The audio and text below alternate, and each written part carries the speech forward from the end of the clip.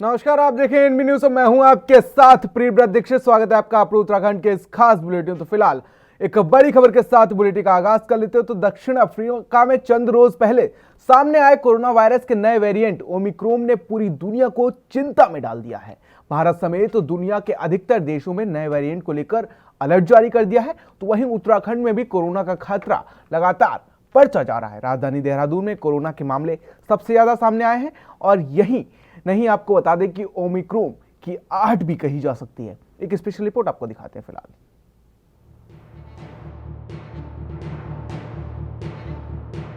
उत्तराखंड में बीते 24 घंटे में 14 नए कोरोना संक्रमित मिले हैं। तो वहीं खुशी की बात यह है कि एक भी कोविड मरीज की मौत नहीं हुई है। शनिवार को 8 मरीजों के ठीक होने के बाद से उन्हें घर भेज दिया गया है। राज्य में सक्रिय मरीजों की संख्या अब 150 हो गई है। उत्तराखंड के मुख्यमंत्री पुष्कर सिंह धामी ने कोरोना के नए वेरिएंट को देखते हुए प्रदेशवासियों से अपील की है कि कोविड एप्रोप्रिएट बिहेवियर का पूरा पालन किया जाए। कोविड पर प्रभावी नियंत्रण के लिए राज्य में पूरा जन सहयोग मिल रहा है। राज्य सरकार द्वारा कोविड पर प्रभावी नियंत्रण के लिए सभी तैयारियां कर ली गई हैं। उन्होंने लोगों से अपील की है कि जिन लोगों के वैक्सीनेशन का दूसरा डोज अभी नहीं लगा है, समय आने पर वो जल्द से जल्द लगवा लें। नहीं, हमारा पूरा ध्यान है टेस्टिंग को लेकर भी और गाइडलाइन को लेकर भी। हम पूरी तरह से सजग हैं और हम कोशिश कर रहे हैं कि हर प्रकार से जो है इसको रोका जाए और जो भी जरूरी एहतियातन जो जरूरी इंतजाम है वो इंतजाम कर। स्वास्थ्य विभाग की ओर से जारी बुलेटिन के अनुसार शनिवार को 9 जिलों में अल्मोड़ा, बागेश्वर, चंपावत, हरिद्वार, पौड़ी, पिथौरागढ़, रुद्रप्रयाग, टिहरी और उत्तरकाशी जिले में एक भी संक्रमित मरीज नहीं मिला है। तो वहीं देहरादून में 10, चमोली में 1, उधम सिंह नगर में 1, नैनीताल में 2 संक्रमित मरीज मिले हैं। तो वहीं संक्रमण दर 0.15% है। प्रदेश में अब तक कोरोना के कुल संक्रमितों की संख्या 3,44,183 हो गई है। इनमें से 3,30,466 लोग ठीक हो चुके हैं। प्रदेश में कोरोना के चलते अब तक कुल 7,407 लोगों की जान जा चुकी है। तो वहीं प्रदेश की रिकवरी दर 96.01% है और संक्रमण दर 0.15% दर्ज की गई है। वैक्सीनेशन में पहले स्थान पर चमोली जिले ने पूरे प्रदेश में कोविड की दूसरी डोज लगने में पहला स्थान हासिल किया है। जिले में 80.58% लोगों को कोविड की दूसरी डोज लग चुकी है, जबकि दूसरे स्थान पर बागेश्वर जनपद है। बागेश्वर जिले में 79.78% लोगों को दूसरी डोज लग चुकी है। जिलाधिकारी हिमांशु खुराना ने जनपद के समस्त जनता एवं वैक्सीनेशन की पूरी टीम को बधाई दी है। उन्होंने जनता से अपील की है कि बचे हुए लोग भी जल्द से जल्द दूसरी डोज लगवा लें। सीएमओ डॉक्टर एसपी कुरियाल ने बताया कि स्वास्थ्य कर्मियों के साथ ही सामाजिक संस्थाओं की ओर से गांव-गांव में लोगों को कोविड वैक्सीनेशन के लिए प्रेरित किया जा रहा है। ग्रामीण क्षेत्रों में वैक्सीनेशन के लिए कैंप भी आयोजित किए गए हैं। हरिद्वार में आज नहीं मिला कोरोना का केस, तो वहीं शनिवार का दिन हरिद्वार वासियों के लिए कोरोना की दृष्टि से खुशी का रहा। जनपद में कोरोना का कोई भी मरीज नहीं मिला है। तो वहीं खुशी की बात यह भी है कि 2 मरीज ठीक भी हो गए हैं। कोविड केयर सेंटरों में कोई भी मरीज भर्ती नहीं है। होम आइसोलेशन में 6 मरीज हैं और जिले में फिलहाल 8 एक्टिव केस हैं। जिले में अभी तक कुल पॉजिटिवों की संख्या 51,189। शनिवार को 2,372 लोगों के सैंपल जांच के लिए लिए गए और अभी कुल 911 व्यक्तियों की सैंपल रिपोर्ट आनी बाकी है। कोविड-19 के लिए वेरिएंट से बचाव के लिए उत्तराखंड में एडवाइजरी जारी कर दी गई है। चिकित्सा स्वास्थ्य सचिव डॉक्टर पंकज कुमार पांडे ने कोविड-19 वेरिएंट से बचाव के लिए जिलाधिकारी और मुख्य चिकित्सा अधिकारी को एडवाइजरी जारी की है। Special desk NB news. तो कोरोना का नया वेरिएंट ओमिक्रॉन लगातार भारत और पूरी दुनिया के लिए खतरा का विषय बना हुआ है। तो चलिए रुक कर लेते हैं अगली खबर की ओर, जहां पर मुख्यमंत्री पुष्कर सिंह धामी ने मुख्यमंत्री आवास स्थित मुख्य सेवक सदन में आत्मनिर्भर उत्तराखंड 25 समिट बोधिसत्व का प्रतिभाग किया है और मुख्यमंत्री पुष्कर सिंह धामी ने कहा कि प्रधानमंत्री नरेंद्र मोदी ने वर्ष 2025 तक उत्तराखंड को विजन दिया है। इस विजन को पूरा करने के लिए राज्य सरकार द्वारा पूरे प्रयास किए जा रहे हैं और बोधिसत्व कार्यक्रम के माध्यम से समाज के हर क्षेत्र के प्रतिष्ठित लोगों के सुझाव के आधार पर आगे के लिए रोड मैप तैयार किया जा रहा है। 2025 तक उत्तराखंड को हर क्षेत्र में देश का अग्रणी राज्य बनाने के लिए सरकार द्वारा प्रयास किया जा रहा है। तो वहीं मुख्यमंत्री ने कहा कि हमारे पास प्राकृतिक संपदा है, इस प्राकृतिक संपदा के सदुपयोग पर विशेष ध्यान दिया जा रहा है। हिमालय को बचाने एवं प्रकृति के साथ संतुलन के लिए सभी को आगे आना होगा। प्राकृतिक संपदाओं और अन्य स्रोतों से राज्य की आय बढ़ाने की दिशा में प्रयास किए जा रहे हैं। देश के और हमारे प्रदेश के बहुत सारे विभिन्न क्षेत्रों में काम करने वाले महानुभावों का सुझाव हमको उसमें मिले हैं। मैं आज अत्यंत अभिभूत हूँ कि अपने आप को अत्यंत सौभाग्यशाली मानता हूँ कि इस विद्वत समाज के मध्य में उपस्थित होकर आप सबके जो विचार हैं वो विचार हमारे राज्य के लिए मिल रहे हैं और विद्वान सर्वत्र पूज्यते पर आधारित है। आज पूरे देश से संपूर्ण उत्तराखंड में श्रेष्ठ वैज्ञानिकों के विचार व मनीषियों का समागम हुआ है। इस विहंगम विमर्श समागम में मैं सभी का हृदय से स्वागत भी करता हूँ।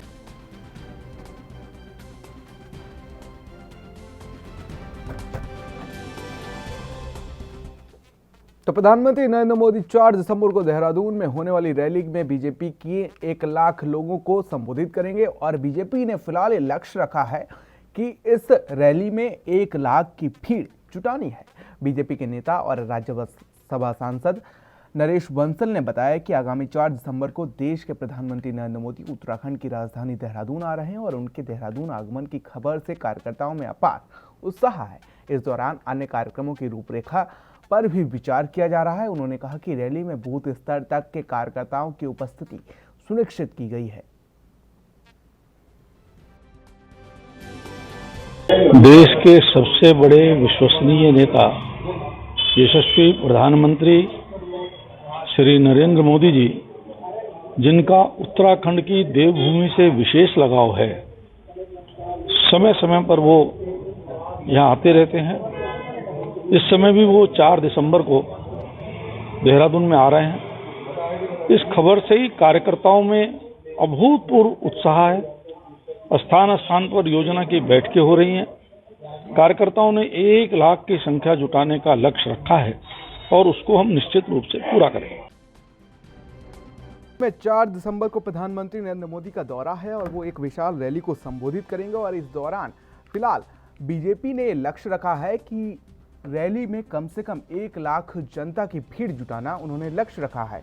तो वहीं आपको बता दें कि तमाम कार्यकर्ता बीजेपी के रैली को सफल बनाने को लेकर जुट गए हैं और लगातार तैयारियां की जा रही हैं और बूथ स्तर के जो कार्यकर्ता हैं उनको मूल मंत्र दिया जाएगा और प्रधानमंत्री नरेंद्र मोदी 2022 का चुनावी बिगुल भी इसमें फूकेंगे और कार्यकर्ताओं में उत्साह भी देखने को मिल रहा है प्रधानमंत्री नरेंद्र मोदी के दौरे को लेकर। तो वहीं बीजेपी ने ये लक्ष्य रखा है कि रैली जो होगी उसमें 1 लाख की भीड़ जुटाने का लक्ष्य रखा गया है।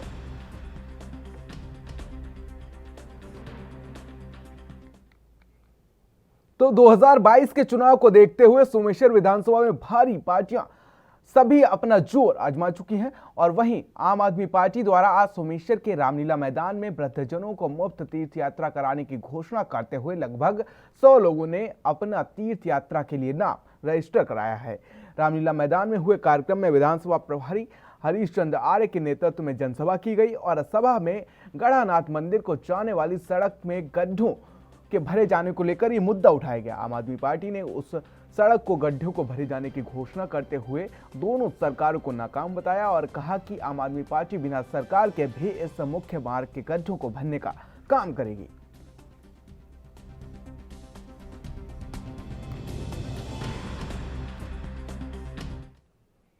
तो खबर अल्मोड़ा से है, जहां पर आपको बता दें कि सल्ट विधानसभा में आम आदमी पार्टी के नेतृत्व में सल्ट विधानसभा प्रभारी सुरेश बिष्ट ने तल्ला मोनिया देवी मंदिर में पुजारी को पहला राम जन्मभूमि अयोध्या की यात्रा का टोकन टिकट भेंट किया है। बिष्ट ने बताया कि दिल्ली की तर्ज पर उत्तराखंड में आम आदमी पार्टी की सरकार बनने के बाद राम जन्मभूमि अयोध्या के मुफ्त दर्शन का लाभ मिलेगा और आम आदमी पार्टी के कार्यकर्ताओं ने इस घोषणा पर खुशी जाहिर की है। आम आदमी पार्टी कार्यकर्ताओं ने मंदिर में पूजा अर्चना की और मां मनीला देवी में उत्तराखंड की सरकार बनने की मुराद मांगी है। मंदिर के पुजारी ने बताया कि आम आदमी पार्टी के विधानसभा प्रभारी सुरेश बिष्ट को विजयी होने का आशीर्वाद दिया गया है। आपको बता दें कि 2022 विधानसभा चुनाव को लेकर लगातार आम आदमी पार्टी उत्तराखंड में सियासी जमीन तलाशती नजर आ रही है और उसको लेकर तमाम तरह की घोषणाएं भी करती नजर आ रही। कभी रैलियों के जरिए वो भीड़ को अपनी ओर आकर्षित करती नजर आ रही है, तो कभी वो तमाम तरह की घोषणाएं करते हुए भीड़ को अपनी ओर साधने की कोशिश करती नजर आ रही है और वोटरों को लुभाती नजर आ रही है। कभी वो बिजली बिल फ्री करना और 300 यूनिट तक बिजली को फ्री करना जैसी घोषणाएं करती है, तो वहीं आज आपको बता दें कि आम आदमी पार्टी के कार्यकर्ताओं ने पूजा अर्चना की है और मंदिर के पुजारी को राम जन्मभूमि का पहला टिकट भेंट किया है।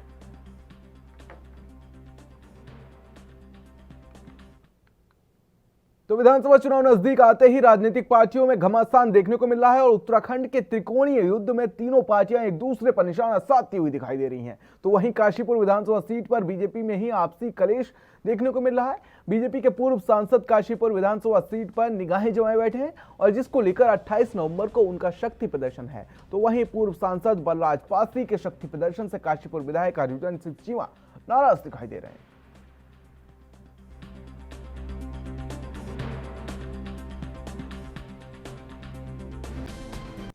देखिए, कल का मुझे भी पता लगा है कि शायद 28 तारीख को कोई अपना शक्ति परीक्षण करने वाले हैं, प्रदर्शन करने वाले हैं, लेकिन इसकी ना तो पार्टी से कोई स्वीकृति है और ना आरएसएस से ही कोई स्वीकृति है।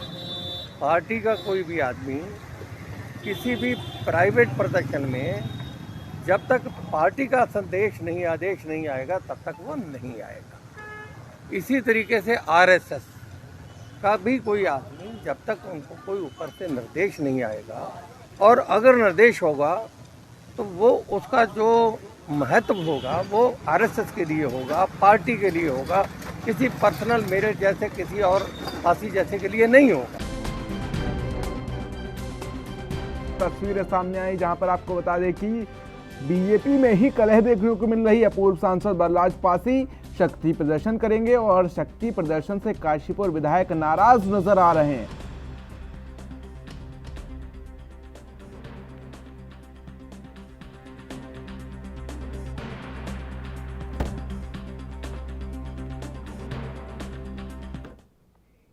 तो खबर उत्तराखंड के हल्द्वानी से है जहां पर आपको बता देंगे एचपी कंपनी के नियमित कर्मचारियों ने प्रदेश सरकार के खिलाफ नारेबाजी करते हुए हल्द्वानी के बुद्ध पार्क से कालू साईं मंदिर तक कैंडल मार्च निकाला है और कर्मचारियों ने प्रदेश सरकार पर आरोप लगाते हुए कहा कि सरकार लगातार युवाओं से रोजगार छीनने का काम कर रही है। कई दिनों से कर्मचारी अपनी मांगों को लेकर प्रदर्शन कर रहे हैं लेकिन सरकार उनकी ओर कोई ध्यान नहीं दे रही है। यही वजह है कि आज कर्मचारियों ने प्रति सरकार के खिलाफ कैंडल मार्च निकाला है और वहीं एचपी के कर्मचारियों ने समर्थन में कांग्रेस में भी अब आगे आ गई है और कांग्रेस के वरिष्ठ नेता ललित जोशी ने कर्मचारियों को समर्थन देते हुए कर्मचारियों के साथ कैंडल मार्च निकाला।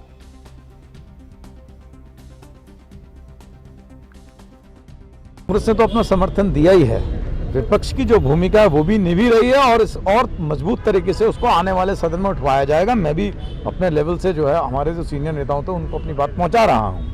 मेरा एक बात का और भी कहना है, एचपी सहित पूरे उत्तराखंड के अंदर इस समय अगर कोई लहर है तो वो बेरोजगारी की लहर है और भारतीय जनता पार्टी के सो कॉल्ड युवा नेतृत्व के अंडर ये सब बेरोजगारी की लहर आ रही है। मैं पहले भी कहता था, आज भी कहता था, 3 ही व्यक्तियों को रोजगार मिला, त्रिवेंद्र सिंह रावत, तीरथ सिंह रावत और आज नाइट वॉचमैन के रूप में जो आए हुए हैं श्रीमान धामी जी। इसके अलावा ये सरकार सारे के हर प्रत्येक घर में एक एक 2 बेरोजगार छोड़ रही है। इस सरकार को अल्टीमेटम दे रहे हैं हम अभी प्रथम सप्ताह में, दिसंबर के प्रथम सप्ताह में इस पर बेरोजगारों और एचपी के समस्त सारे कर्मचारी जो लोग बेरोजगार बनाए गए हैं, जो लोग इसी हल्द्वानी के कई आप घर में चले जाओ, यहाँ बच्चे बेरोजगार हैं, इसको लेकर करके हम एक बहुत बड़ा प्रदर्शन सरकार के खिलाफ करने वाले हैं उसकी ये आहट मात्र है। मुख्यमंत्री कह रहे हैं कि हम हर वर्ग का ध्यान रख रहे हैं, भले समय कम है, 3 महीने का समय बचा है, तो ऐसे में लगता है कि हर वर्ग का ध्यान रखा जा रहा है मुख्यमंत्री की ओर से। देखिए, भारतीय जनता पार्टी की करनी और कथनी का अंतर तो देखो सब अब महसूस होने लगा है लोगों को।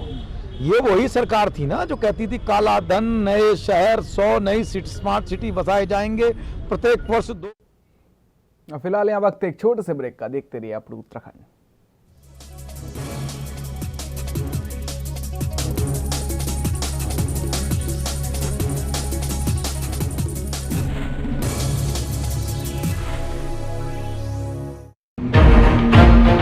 भारत माता की, हमारे देश के वीर जवानों की जय हिंद। हमारे देश के महान सेनानियों और सैनिकों के अमर बलिदान और उनके समर्पण को प्रणाम करते हुए मुख्यमंत्री पुष्कर सिंह धामी जी ने इनके सम्मान में महत्वपूर्ण निर्णय लिए हैं। उत्तराखंड से द्वितीय विश्व युद्ध की वीरांगना एवं वेटरन की पेंशन को 8,000 रूपए से बढ़ाकर अब प्रतिमाह 10,000 रूपए कर दिया गया है। सैनिकों और पूर्व सैनिकों के बच्चों के लिए छात्रावास। हरिद्वार में स्वतंत्रता संग्राम सेनानी सदन का निर्माण। शहीद हुए सैनिक और अर्धसैनिक बलों के आश्रितों की अनुदान राशि 10 लाख से 15 लाख रुपए करने जैसी महत्वपूर्ण घोषणाएं हमारे वीर सैनिकों और उनके परिवारों के लिए उत्तराखंड सरकार का समर्पित प्रयास है। सैनिकों के संग हैं हम, उत्तराखंड है हम।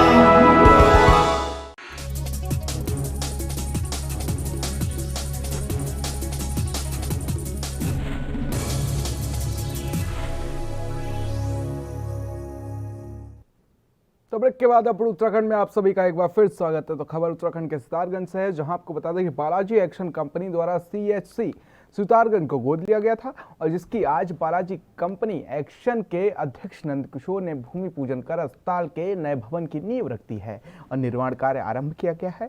वहीं नंद किशोर ने कहा कि जिस तरह से हमारी कंपनी द्वारा 1980 में हरियाणा के हिसार और दिल्ली में 600 बेड का हॉस्पिटल बनाया गया, हॉस्पिटल बनाए गए लोगों की सेवा के लिए है और सितारगंज में हमारी कंपनी कुछ धर्म पुण्य का काम करे।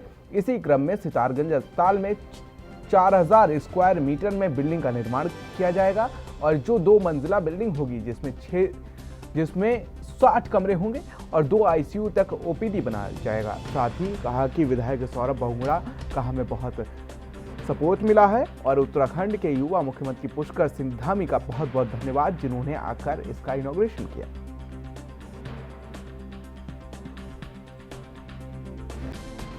हमारी संस्कृति ये कहती है धर्म पुण्य के काम जितने होते रहे उतने ही अच्छे होते हैं। चिड़ी चोच भर ले गई, चिड़ी चोच भर ले गई, नदी ना घटियो नीर, दान दिए धन ना घटे, कह गए दास कबीर, कह गए दास कबीर। अच्छे काम करने की आदत बनती रहे जब तक है रहे। से हमारी कंपनी की इच्छा थी क्योंकि हम लोगों ने पहले सन 80 के अंदर हिसार के अंदर हॉस्पिटल बनाया था जिसको बाद में बड़ा बना करके 90 बेड्स का किया गया। आज एक्शन टेसा का दिल्ली के अंदर 600 बेड्स का हॉस्पिटल चल रहे हैं जिसमें सब डिपार्टमेंट है including cancer, multi speciality hospital चल रहे हैं। और टेसा को अपने मन में ये थी कि ऐसा ही काम हमारा कुछ ना कुछ सितारगंज में भी होना चाहिए क्योंकि सितारगंज की हमारी यूनिट जो हमें देती है उसका कुछ हिस्सा भगवान हमें यहाँ लगाने की शक्ति दे। उसके अंतर्गत हमने ये फैसला किया हम यहाँ पर कुछ धर्म पुण्य का काम करें और उसके अंदर हमारे को। तो खबर उत्तराखंड के जसपुर से है, जहां मतदाता जागरूकता कार्यक्रम का आयोजन किया गया और यहां भारत निर्वाचन आयोग की टीम ने जसपुर SDM सीमा विश्वकर्मा के निर्देशन में किया गया। प्रचार प्रसार वाहन से नगर के पंडित पूर्णानंद तिवारी इंटर कॉलेज मतदान स्थल परिसर में मतदाता जागरूकता कार्यक्रम के तहत मतदाता सूची में अपना नाम दर्ज कराने के साथ साथ EVM वीवीपैट के प्रशिक्षण भी दिया गया और प्रशिक्षण और जागरूकता अभियान में नसीम अहमद BLO सुपरवाइजर और BLO द्वारा अपने अपने क्षेत्रों के मतदाताओं को अपने मत का प्रयोग कैसे करें, साथ ही पूर्व में EVM पर लगी भ्रांतियों को दूर और निष्पक्षतापूर्ण चुनाव कराए जाने की जानकारी देते हुए प्रशिक्षण किया गया। आगामी विधानसभा चुनाव को शांतिपूर्ण और निष्पक्षतापूर्ण पूरा कराए जाने को लेकर निर्वाचन आयोग पूरी तरीके से कमर कसता नजर आ रहा है। ये प्रशिक्षण जो है चुनाव आयोग की तरफ से जो है मतदाताओं को वोटर मशीन के बारे में प्रशिक्षण दिया जा रहा है, जो कि आज हमारे पंडित पूर्णानंद तिवारी कॉलेज जसपुर में दिया जा रहा है। और इसमें जो है यहाँ के आसपास के बूथ जितने हैं 40 नंबर से 49 नंबर तक के जितने भी मतदाता हैं उनको कन्वे किया गया है कि आप यहाँ पर आके वीवीपैट का प्रशिक्षण लें, कैसे जो है मतदाता अपने वोट को वेरीफाई कर सकता है वीवीपैट मशीन के जरिए, कि जिसको वोट दिया गया उसी कैंडिडेट को वोट जा रहा है, उसकी वेरीफाई की पर्ची जो है वीवीपैट मशीन से उसको सामने दिखाई देती है। इस चीज़ का प्रशिक्षण उसको यहाँ पर दिया जा रहा है, दिया जा रहा है। इसको 15 तारीख तक 15 दिसंबर तक ये कार्रवाई होनी है, तो 15 दिसंबर तक ये विभिन्न तो नानकमत्ता क्षेत्र के गांव ड्यूटी में बीच सड़क पर भरे पानी से ग्रामीण परेशान हो रहे हैं और वहीं ग्रामीणों ने नानकमत्ता विधायक डॉक्टर प्रेम सिंह राणा और ग्राम प्रधान के खिलाफ जमकर नारेबाजी की है। ग्रामीणों का कहना है कि एक तरफ भारत सरकार स्वच्छ भारत अभियान चला रही है, तो वहीं दूसरी तरफ क्षेत्रीय विधायक डॉक्टर प्रेम सिंह राणा और ग्राम प्रधान स्वच्छ भारत मिशन को पलीता लगाते नजर आ रहे हैं। बता दें कई वर्षों से ग्राम ड्यूटी में पानी की निकासी न होने के कारण काफी लंबे समय से सड़क पर पानी भरा हुआ है और जिससे ग्रामीण काफी परेशान हैं और उन्हें काफी परेशानियों का सामना करना पड़ रहा है। वहीं सड़क पर पानी जमा होने से कई गंभीर बीमारियों से भी ग्रसित होने का खतरा बना हुआ है और बच्चे और बुजुर्गों को कई बीमारियां हो रही हैं। कई बार ग्रामीणों ने पानी की समस्या को लेकर प्रशासन और क्षेत्रीय विधायक को अवगत कराया, लेकिन इस पर अभी तक ना ही प्रशासन ने और ना ही क्षेत्रीय विधायक ने कोई भी कार्रवाई की, जिससे ग्रामीणों ने क्षेत्रीय विधायक और ग्राम प्रधान के खिलाफ काफी रोष व्यक्त किया है। तो बाजपुर में आगामी विधानसभा चुनाव को लेकर सरकार द्वारा चलाए जा रहे विशेष पुनरीक्षण अभियान के चलते उप जिला निर्वाचन अधिकारी ललित नारायण मिश्रा बाजपुर पहुंचे और जहां उन्होंने कई बूथों और तहसील भवन में बने डाटा एंट्री कक्ष का निरीक्षण किया। साथ ही उन्होंने लोगों से अभियान में भाग लेने की अपील की है और साथ ही आपको ये भी बता दें कि आगामी विधानसभा चुनाव के मद्देनजर सरकार द्वारा विशेष पुनरीक्षण अभियान चलाया जा रहा है, जिसके चलते 27 और 28 नवंबर को समस्त बीएलओ के बूथ स्थल पर कार्य करने के निर्देश दिए गए हैं। इसी के चलते बीएलओ द्वारा किए जा रहे कार्यों का निरीक्षण करने के लिए उप जिला निर्वाचन अधिकारी ललित नारायण मिश्रा बाजपुर इंटर कॉलेज में बने बूथ पर पहुंचे, जहां उन्होंने बीएलओ द्वारा किए जा रहे कार्यों की जानकारी ली। साथ ही उन्होंने कई बूथों का निरीक्षण किया, जिसके बाद उप जिलाधिकारी और साथ में उप जिला निर्वाचन अधिकारी ललित नारायण मिश्रा ने तहसील भवन में बने डाटा एंट्री कक्ष का भी निरीक्षण किया।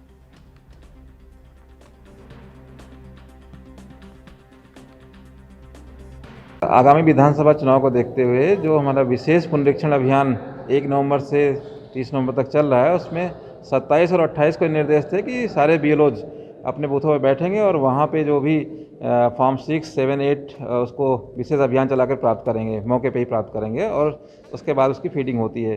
तो आज हमने लगभग 12 बूथों का अभी तक निरीक्षण कर लिया है, जिसमें गदरपुर और बाजपुर दोनों तहसीलें शामिल हैं, दोनों इस विधानसभा शामिल हैं और यहाँ पे जो एंट्री हो रही है उसको भी हमने देखा है। ये पाया गया है कि फॉर्म हमें मिल रहे हैं, लेकिन अभी भी आवश्यकता है कि लोगों से अपील भी करना चाहूँगा कि ज़्यादा से ज़्यादा संख्या में जो मतदाता अभी नहीं बने हैं, खासतौर से 18 से 19 वाले मतदाता जिनको इनरोल होना है और महिलाएं जो विशेषकर जिनकी शादी होने के बाद वो आती हैं, तो उनका इनरोलमेंट हमें बढ़ाना है और हमारा टारगेट है कि हम इस इनरोलमेंट को तो खबर हरिद्वार से है, जहां पथरी क्षेत्र के गांव वैथल में एक घर के अंदर गुलदार घुसने की सूचना मिलते ही क्षेत्र में दहशत का माहौल पैदा हो गया। जानकारी के अनुसार गांव के ही मजहर के घर में गुलदार घुस जाने के बाद परिजनों ने हिम्मत दिखाते हुए कमरे का दरवाजा बंद कर दिया और ग्रामीणों के द्वारा वन विभाग की टीम को सूचना दे दी गई, जिस पर सूचना मिलते ही टीम मौके पर पहुंची और घंटों की मशक्कत के बाद से गुलदार को पकड़ लिया गया। तो हरिद्वार के राजाजी टाइगर रिजर्व में मालगाड़ी से टकराकर एक हाथी के बच्चे की मौत हो गई और घटना राजाजी के मोतीचूर रेंज की है। साथ ही आपको बता दें कि देर रात हाथियों का झुंड रेलवे ट्रैक से गुजर रहा था और अचानक उसी दौरान एक मालगाड़ी गुजरी और 5 साल के हाथी के बच्चे को टक्कर मार दी। ट्रेन से टकरा गया यह बच्चा और मौके पर ही उसकी मौत हो गई। घटना के बाद से ही पार्क महकमे में हड़कंप मच गया है और रेंज अधिकारी महेंद्र गिरी ने बताया कि इस मार्ग पर लगातार गश्त की जा रही है। हाथी कब कहां से पार करते हैं कोई सूचना नहीं होती है।